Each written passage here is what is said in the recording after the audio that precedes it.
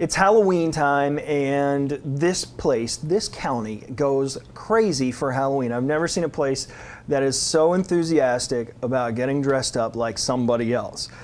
Along with Halloween comes all of the great parties and all of the candy.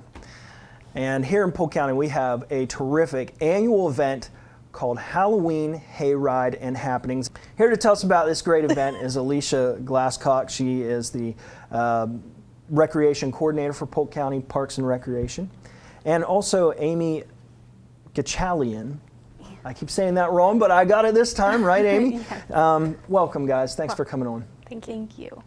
Now, each year, you guys put on this Halloween Hayride and Happenings. It seems like every year it gets a little bit bigger, a little bit better. That is the goal, to like enhance it. You know, we want a lot of repeat customers, so you got to tweak it every year, little twist. Now, tell us a little bit about what makes this event so special. Well, I think the big draw is that it really is family friendly. We try to do things that cater to, you know, toddlers and small children up through, you know, maybe just keeping hold of the preteens and those teens who want the scary side of Halloween. Right. So we try to do the whole spectrum. Now, we're going to talk in depth a little bit about what people can expect, but it's a huge thing, and obviously with a huge thing like this, you've got to have lots of volunteers, lots of partnerships that are helping to pay for it. Exactly.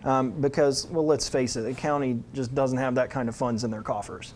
They don't. We are very fortunate to have a lot of repeat sponsors. We've got Atkins, Catrali Citrus Juices, and Papa John's, who are at least 3, if not 4 years running sponsors who donate everything from money to allow us to buy things to sponsorships that allow us, you know, word of mouth. We put our flyers on pizza boxes, so we really try to use what they're giving us to the best of our ability to kind of supplement that county budget, yes. Yeah. But as far as the volunteers go, that is a whole nother almost event in itself, which we are very fortunate that Amy's been working diligently on. Yes, so we're looking for over 300 volunteers. We have 300 positions to fill. Yes. So if you're looking to serve your community, this is an excellent opportunity for you. Volunteers age 14 or older are allowed to volunteer, and you can just sign up by emailing me. And we have positions from carnival game attendants to stage hands to hayride actors if you're really into that Halloween spirit. So we've got a little something for everyone. Well, that's one of the things that's always impressive about you guys is you've got your volunteer stuff down. You know, I've been to a lot of events where I volunteered for other places, and sometimes they can be quite the fiasco for volunteers, just standing around wondering what you need to do, or they've got you running here, running there, and nobody knows what's going on. But you guys have a real plan for the volunteers, don't you?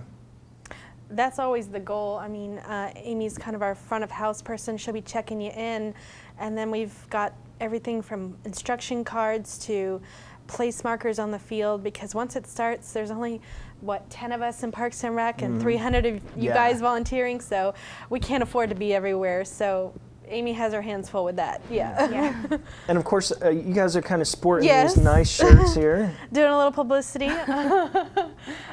These are last year's shirts. We're kind of tweaking the idea, and we'll have new shirts, but every volunteer that comes, we try to provide them with a shirt while supplies last, and then a small dinner, because you are going to be there for 5+ hours. So now that brings about another little item here. It's from 5 to 10 p.m., right?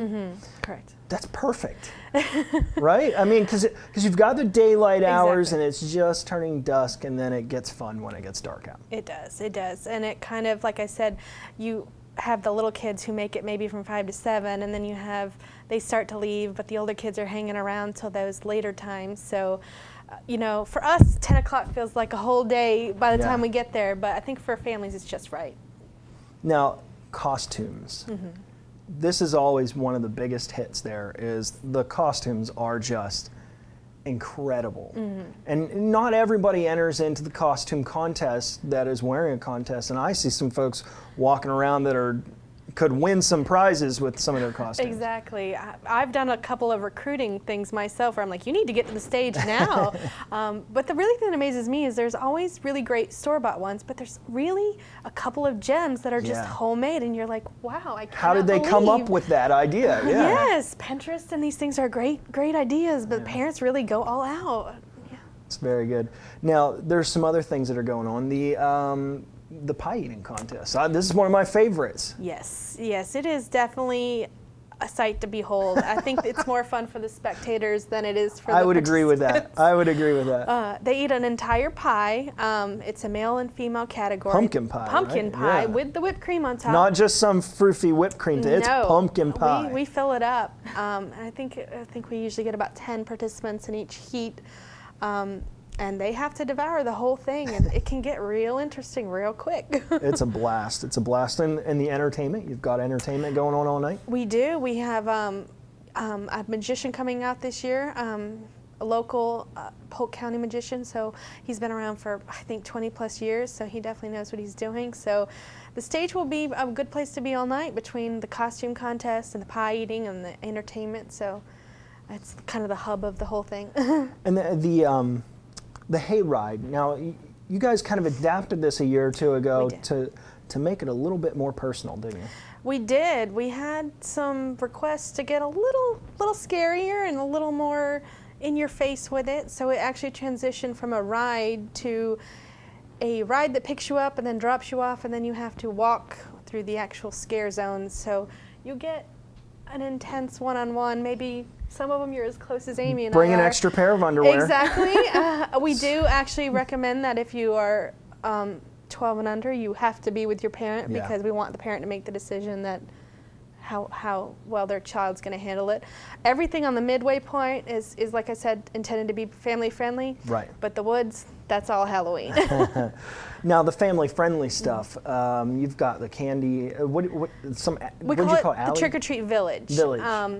Amy, if you want to tell them a little bit about that area, it's local businesses. Yeah, we've invited a bunch of businesses to come out, and they're handing out candy to the kids, but also it's an opportunity for local businesses to give out promotional items as well and make a connection with the people that are there. And this is we're not talking about a few people. This is an excellent opportunity for these local businesses to kind of get involved with their community and get the word out. Thousands of people come to this event every year. I think it was around 3,000 last year, and it's been as high as 4. And I would say of all the things happening, the Trick or Treat Village lane or walkthrough is the one that every single person is going to go through just for that From 5 till closing, that place is packed the whole time. It's amazing. It really is a great opportunity to Kids be able love to, like candy. you said, face to face right there. Excellent. Kids love candy, and parents need to supervise. Exactly. They'll just somehow they come back with more than they're supposed to have. You know what? They do. We give them a bag at the door, and sometimes by the end of the night, the kids just dragging the bag. Lots of activities, too. I mean, it's not just standing around, in candy lines, right? It really isn't. We have everything from a crafts pavilion where they can make things to one of our most popular things is the haunted train rides coming back. So we block out an area of the field, and then the train is kind of like a souped up golf cart, if you will. And if you're too scared maybe to ride the Hayride, this is definitely the key for the little kids to get a fast-paced Zoom ride. And it's right next to our games area, which we have over 30, I think, this year, games, carnival style, which we usually try to switch out 5 to 10 of them, make them new and things people haven't seen. And most of these games are free of charge. I mean, once you get in. Yeah, the only thing, once you pay the admission at the door, the only things that you'll pay for are your food vendors, and then we have a couple of activities like the dodgeball area where you'll pay a small fee to participate, but the majority of the event is once you're in, it's free. Yeah. It really is a terrific event. I've had a blast being there the last couple of years, and it's a lot of fun. We appreciate you hosting and being our MC. Well, it's my pleasure. Like I said, it's a great event, and it's something that's great for the community all around, whether you're taking little kids or you've got teenagers or as an adult to go watch people shove their face in a pumpkin pie. Great Yeah, time. Good. We work all year on it. So for that one night, sometimes people don't realize how much work it is, but that's our goal, is for people to have fun. And Lois Park, what a great place for it. It really is. It's one of our larger parks. We use the soccer quad for the Halloween area, but it is got everything from a dog park to a mountain bike trail. So it's definitely one that, come see it at Halloween, but then come back with your family and explore the rest of the amenities. Really great. Well, guys, thanks so much for coming on. This is going to be a great time. I look forward to spending time with you guys and being there at this event. Well, we hope it goes well. Thank you, Alicia. Thank you. That's the Haunted Halloween Hayride and Happenings. The Hayride has been reduced just slightly so that you can get into those scare zones one-on-one, and it is definitely something to behold. So check it out. It's going to be happening on October 18th at Lois Hart Park. It's at 500 West Carter Road in Mulberry. The cost, when you get to the door, the cost is going to be $5 per person. This is a huge event. A lot of things going on. Trust me, it is worth the $5 to get your kids out there and let them have a fun night, a fun, safe night. And that's the ticket, providing a family-friendly atmosphere in a safe environment where you all can enjoy yourselves. So check it out on October 18th, the Haunted Halloween and Hayride Happenings.